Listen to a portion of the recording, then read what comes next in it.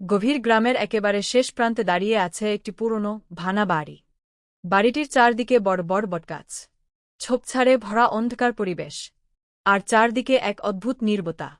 দিনের বেলাতেও এই বাড়ির আমার চ্যানেলটিকে সাবস্ক্রাইব করুন নতুন নতুন গল্প দেখার জন্য। সাবস্ক্রাইব করুন। নতুন গল্প মিস করবেন না। দিকে কেউ তাকাতে চায় না, কারণ গ্রামের সবাই জানে এই বাড়িতে থাকে এক ভয়ঙ্কর ডাইনি। অনেক বছর আগে এই বাড়িতে এক বৃদ্ধা মহিলা থাকত, কিন্তু ধীরে ধীরে মানুষ বুঝতে পারে সে আসলে সাধারণ মানুষ নয়, সে ছিল এক অভিশপ্ত ডাইনি। তার চেহারা এতটাই ভয়ঙ্কর ছিল যে কেউ একবার দেখলে জীবনে ভুলতে পারত না।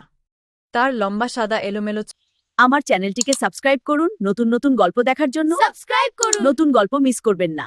চুল, কুচকানো কালো মুখ, আর চোখ দুটি যেন লাল আগুনের মতো জ্বলত। তার লম্বা নখগুলো ছুরির মতো ধারালো ছিল। রাত হলেই তাকে দেখা যেত বাড়ির ছাদের উপর বসে থাকতে, কখনো জানালার পাশে দাঁড়িয়ে অন্ধকারের দিকে তাকিয়ে থাকত, আর মাঝেমধ্যে ভেসে আসত তার ভয়ঙ্কর হাসি। হা হা হা। এই ভয়ে গ্রামের কেউ কখনো সেই বাড়ির কাছে যেত না। কিন্তু গ্রামের 3 বন্ধু ছিল খুব সাহসী, রহিম, করিম আর সুজন। একদিন তারা ঠিক করল আজ রাতে তারা সেই বাড়িতে যাবে, দেখবে সত্যিই সেখানে ডাইনি আছে। গভীর রাত, চারদিকে ঘন হয়ে আসে, চাঁদের আলো যেন ঘুরে লুকিয়ে গেছে। 3 জন ধীরে ধীরে সেই পুরনো বাড়ির সামনে এসে দাঁড়াল। বাড়ির ভাঙা দরজাটা বাতাসে দুলছে। করিম ধীরে ধীরে দরজাটা ঠেলে খুলল। কিরর। দরজা খুলতেই ভেতর থেকে বেরিয়ে এল এক ঠান্ডা বাতাস। মনে হচ্ছিল যেন কেউ অন্ধকার থেকে তাদের দেখছে। তারা ধীরে ধীরে ভেতরে ঢুকল। মেঝেতে ধুলো, চারদিকে মাকসার জাল, ভাঙা আসবাব। হঠাৎ উপরে থেকে একটা শব্দ এল, খ খ খ। রহিম ফিসফিস করে বল, তোমরা কি শুনলে? সজল বল, মনে হয় উপরে কেউ হাঁটছে। 3 জন ধীরে ধীরে সিঁড়ি বেয়ে উপরে উঠতে লাগল। সিঁড়ি যেন নিজেই কাঁপছিল।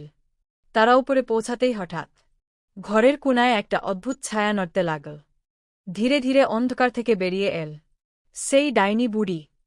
তার লম্বা সাদা চুল মাটিতে পড়ে আছে, চোখ দুটি লাল আগুনের মতো জ্বলছে, তার লম্বা নখ অন্ধকারে ঝলসে উঠছে।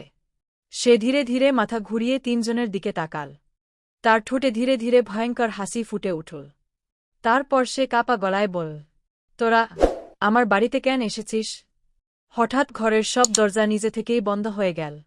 বাতাস আরও ঠান্ডা হয়ে গেল। 3 জন ভয়ে পিছিয়ে গেল। হঠাৎ ডাইনি বুড়ি এক লাফে দেয়ালে উঠে।